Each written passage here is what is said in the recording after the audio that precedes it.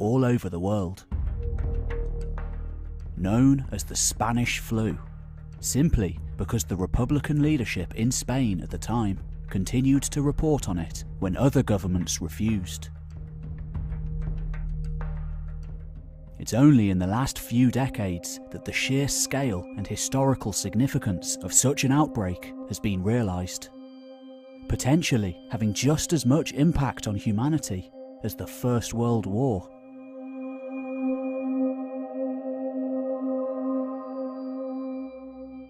Like earlier pandemics in history, all the way back to the Plague of Athens, the Antonine Plague, the Plague of Justinian, and most famously the Black Death, this was a deadly disease, particularly for people who had almost no knowledge of how to fight it, killing off huge swathes of the population.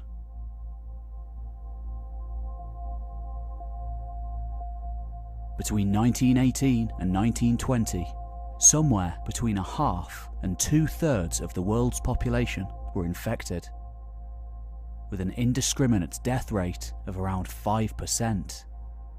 Nowhere near that of the Black Death, but enough all the same. In the much more interconnected world of the 20th century, the young affected just as much as the old. On a whole, the majority of people survived, which is precisely why the disease was so deadly, allowing it to spread to every corner of the globe.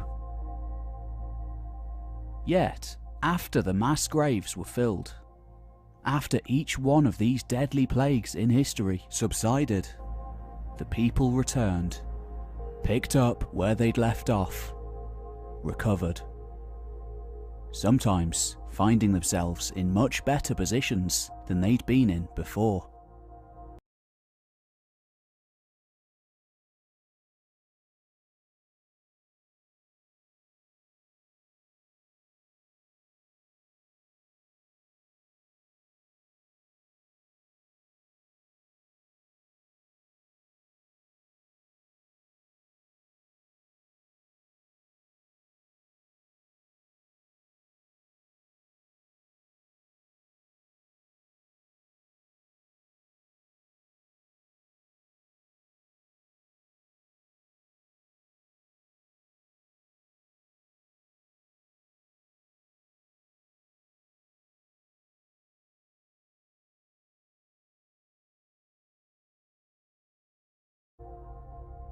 After the Black Death in the 14th century,